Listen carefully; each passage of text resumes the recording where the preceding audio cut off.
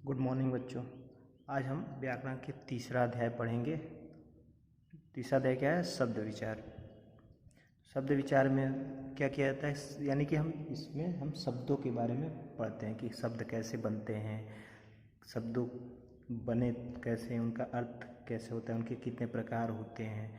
ठीक है, तो ये हम शब्दों के बारे में पढ़ेंगे। तो सबसे पहले शब्द विचार में क्या आता है कि इसमें देखेंगे तो शब्द किसे कहते हैं? तो कहा जाता है कि शब्द यानी कि जो वर्ण होते हैं, इससे पहले हमने वर्ण पढ़ा, तो वर्णों के जो सार्थक समूह होते हैं वो होते हैं शब्द होते हैं। ठीक है, यानी कि दो या दो से अधिक वर्णों के सार्थक मेल को क्या कहेंगे? शब्द कहेंगे।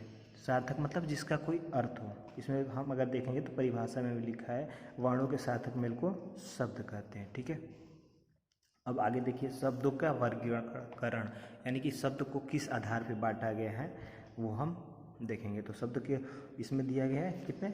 4 आधार पे बांटा गया है। किस आधार पे? पहला है हमारा स्रोत, यानी कि उत्पत्ति या जन्म के आधार पे। ठीक है, यानी कि शब्द कैसे उत्पन्न हुए, कैसे बने, उसके आधार पे यह स्रोत। ठीक है, तो स्रोत मतलब कहाँ से हमने लिया है, यानी शब्द निकले कहाँ से, जहाँ से कुछ निकलता है वो स्रोत होता है हमारा। ठीक है, तो शब्द निकले कैसे, यानी उनकी उत्पत्ति कैसे, उनका जन्म कैसा हुआ, ये हम स्रोत के बारे में पढ़ेंगे।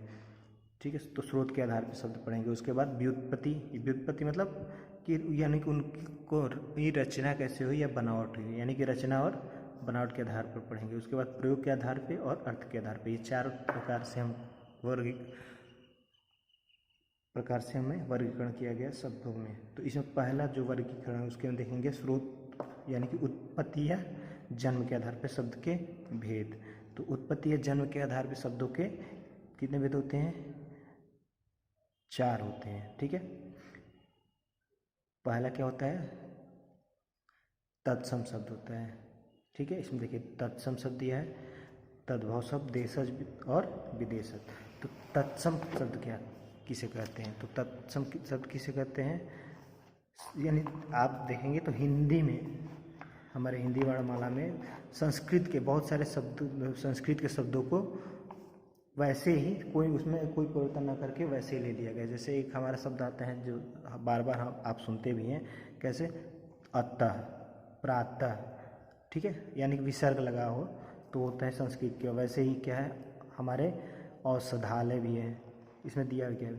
इसमें आप देखेंगे तो दिया है अधीन है, अंकुर है, आश्चर्य है, इच्छा। ये जो शब्द हैं ये हमारे पढ़ेंगे आप लोग, ये हमारे तत्सम शब्द हैं, यानी कि ये शुद्ध रूप से संस्कृत से लिए हुए शब्द होते हैं जिनमें कोई बदलाव नहीं किया जाता है। दूसरा आता है हमारा तद्भव शब्द। तद्भव शब्द क्या होते हैं? तो इसमें देखेंगे संस्कृत के वे शब्द जो कुछ परिवर्तन यानी बदले हुए रूप में हिंदी में प्रयोग किए जाते हैं वो तद्भव शब्द कहलाते हैं। ठीक है, तद्भव शब्द क्या है, यानी कि ये भी तो संस्कृत से लिए गए, लेकिन इनका बार बार प्रयोग करने से हमारे इनमें कुछ परिवर्तन आ जाता है। यानी देखेंगे कि कई सारे शब्द हैं कि हम आम बोलचाल की भाषा में कुछ और बोलते हैं। ठीक, उनमें कुछ परिवर्तन हो जाता है। जैसे हमारी संस्कृत में अग्नि बोला जाता है, आग को। ठीक है, लेकिन उसको हम लोग क्या बोलते हैं? आग बोलते हैं, यानी उसमें आग, अग्नि में ही कुछ परिवर्तन करके हमने तद्भव बना दिया। ठीक, वैसे ही अक्षी मतलब क्या होता है? आँख होता है। ये तत्सम शब्द है और ये तद्भव है। ठीक है, तो देखेंगे ये तत्सम शब्द को ही कुछ परिवर्तन करके हमने तद्भव यानी कि हिंदी में बदल कर उसका प्रयोग करने लगे, तो वो हो गया हमारा तत्सम शब्द। अगला क्या पढ़ना है हमको? देशज पढ़ना है। देशज यानी कि देश। ठीक है, तो देशज मतलब देश से उत्पन्न। ठीक है, तो हमारे हिंदी देखेंगे तो हमारे हिंदी में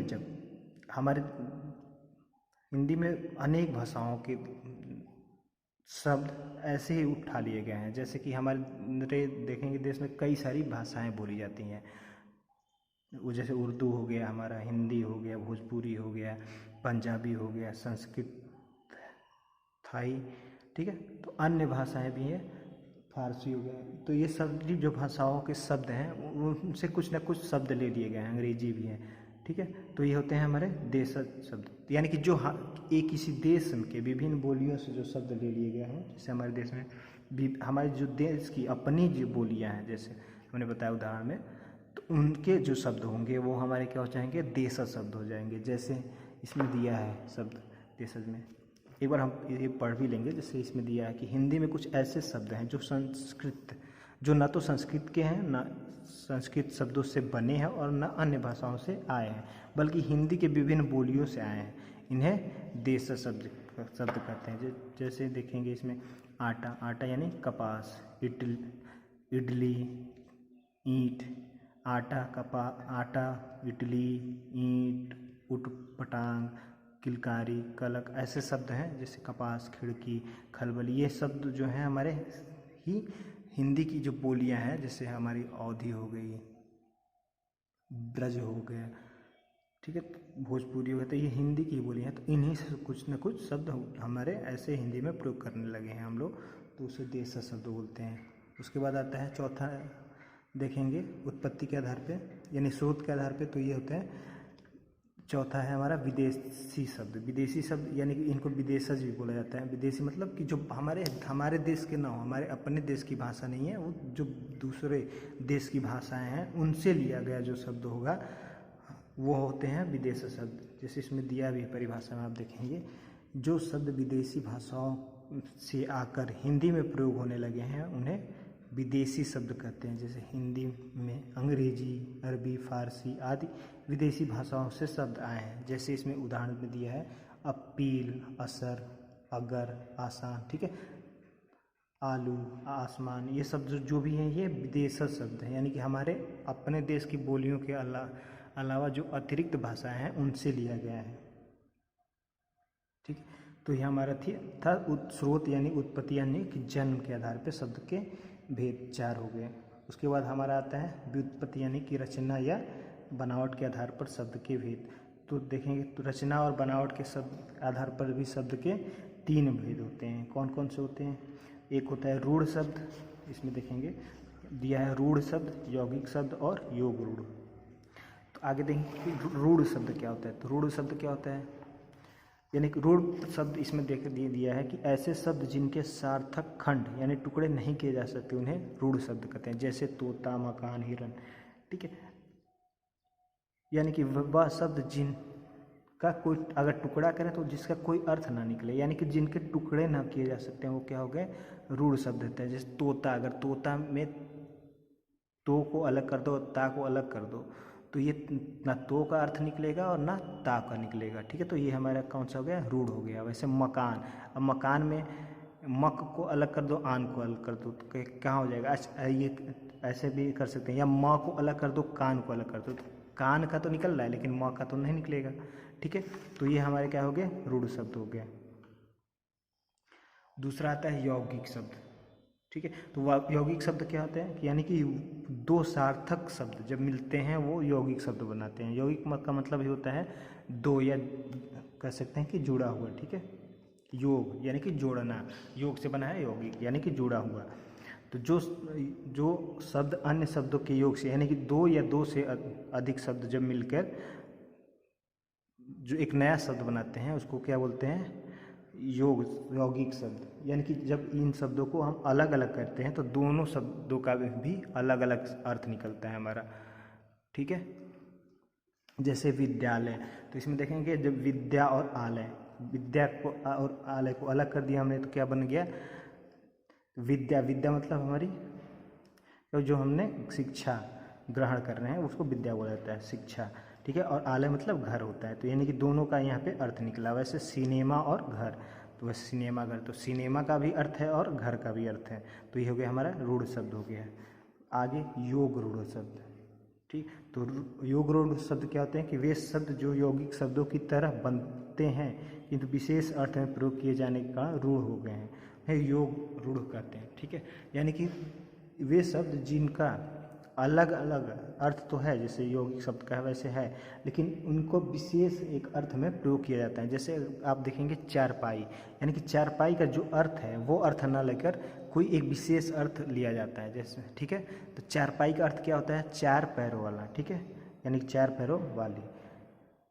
लेकिन हम ये नहीं बोलते हैं कि 4 पैरों वाली, हम लोग क्या बोलते हैं कि खटिए को बोलते हैं, यानी कि हमारे पास जो 4 पैर वाली क्या होती है, चौपाई चारपाई होती है, देखेंगे इसमें चारपाई भी है, ठीक है। तो ये जो चारपाई होती है इसको बोलते हैं ये योग रूढ़, ठीक है। जलज, जलज मतलब क्या होता है, जल में उगने वाला, लेकिन हम जलज किसको कहते हैं, कमल को कहते हैं। हम उसको नहीं कहते हैं जो जल में उगता है, हम किसको कहते हैं, कमल के, यानी कि जो जलज शब्द है इसका अर्थ तो अलग है लेकिन प्रयोग किसके लिए होता है, कमल के लिए, ठीक है। तो ये हमारा हो गया योग रूढ़ शब्द।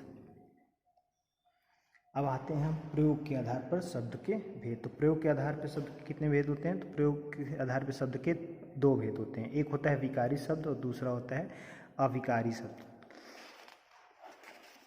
विकारी शब्द सबसे पहले हम पढ़ेंगे। तो विकारी शब्द क्या होता है कि वाक्य में प्रयोग करते समय लिंग, वचन, पुरुष, कारक, काल के कारण जिन शब्दों के रूप में विकार यानी परिवर्तन हो जाता है उन्हें विकारी शब्द कहते हैं। अर्थात विकारी मतलब होता है परिवर्तन, यानी कि जिसमें विकार उत्पन्न हो, यानी कि कोई परिवर्तन हो जाए, वो होता है विकारी शब्द। यानी कि वे शब्द जिनको अगर हम लिंग, वचन, कारक या काल के अनुसार परिवर्तित करते हैं वो होते हैं हमारे अविकारी शब्द, विकारी शब्द होते हैं, ठीक है। जैसे हमारा हो गया लड़का, ठीक है। लड़का का अगर बहुवचन होगा तो क्या हो जाएगा, लड़की हो जाएगा।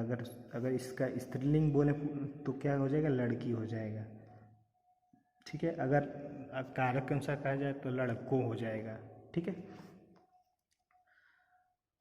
अब विकारी शब्द के भेद कितने हैं, तो विकारी शब्द के 4 भेद होते हैं। कौन कौन से, पहला संज्ञा, दूसरा सर्वनाम, तीसरा है विशेषण हमारा, और क्रिया। ये जो 4 हैं ये हमारे विकारी शब्द के ही प्रकार हैं।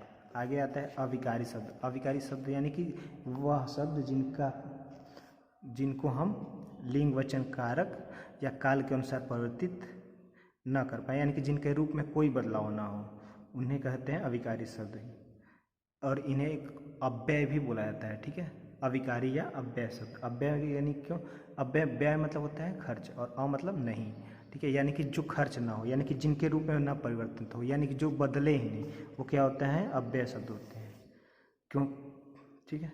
अब ये कितने प्रकार के होते हैं, तो ये 4 प्रकार के होते हैं। पहला क्या है, क्रिया विशेषण, फिर हमारा हो गया संबोधन, उसके बाद समुच्चय बोधक या उयोजक जो बोलते हैं, यानी कि जो 2 वाक्यों को जो होते हैं उन्हें समुच्चय बोधक कहते हैं, ठीक है। विस्मयादि बोधक यानी कि घृणा या प्रसन्नता वाले भाव सूचक शब्द जो होते हैं उन्हें, तो ये हमारे 4 हो गए हमारे अविकारी शब्द, क्रिया विशेषण, संबंध बोधक, समुच्चय बोधक और विस्मयादि बोधक। उसके बाद चौथे आधार पर देखेंगे, तो चौथे आधार पे यानी कि अर्थ के आधार पे, तो अर्थ के आधार पे भी शब्द के 2 भेद हैं। पहला शब्द है सार्थक शब्द और दूसरा निरर्थक शब्द। सार्थक शब्द यानी कि सार्थक मतलब जिसका कोई अर्थ हो, ठीक है। सार्थक शब्द में यानी कि ध्वनियों के मेल से जब ऐसे शब्द बनते हैं जिनके कुछ प्रयोग होते हैं वे सार्थक शब्द कहलाते हैं। जैसे माला, सड़क, नया, आप, हार, गाली, गली, ताज, ठीक है। ये जो शब्द हैं इनका कोई ना कोई अर्थ है, यानी कि अर्थ, यानी कि वे शब्द इनका कोई विशेष अर्थ हो, होते हैं सार्थक शब्द। और निरर्थक शब्द क्या होते हैं, यानी कि वे शब्द जिनका कोई अर्थ ना निकले, ठीक है, वे होते हैं निरर्थक शब्द। जैसे देखेंगे ध्वनियों के मेल से जब ऐसे शब्द बनते हैं जिनके कुछ अर्थ नहीं होते उन्हें निरर्थक शब्द कहते हैं। जैसे बाजार, जैसे बोला जाता है ना बाजार, बाजार, तो बाजार तो है लेकिन बाजार का अर्थ नहीं निकलता है। जैसे रोटी, वोटी, ठीक है, तो रोटी का तो अर्थ निकलता है, वो सार्थक हो गया, लेकिन वोटी का अर्थ नहीं निकल सकता है। वैसे हम लोग बोलते हैं लड्डू, वड्डू, वड्डू, तो लड्डू तो का तो है मीठा होता है, मिष्ठान होता है, लेकिन वड्डू का कोई अर्थ नहीं निकलता, तो ये हमारे निरर्थक हो जाएगा, ठीक है। तो ये हमारा ये सब पार्ट पूरा कंप्लीट हुआ, ये आप लोग पढ़ेंगे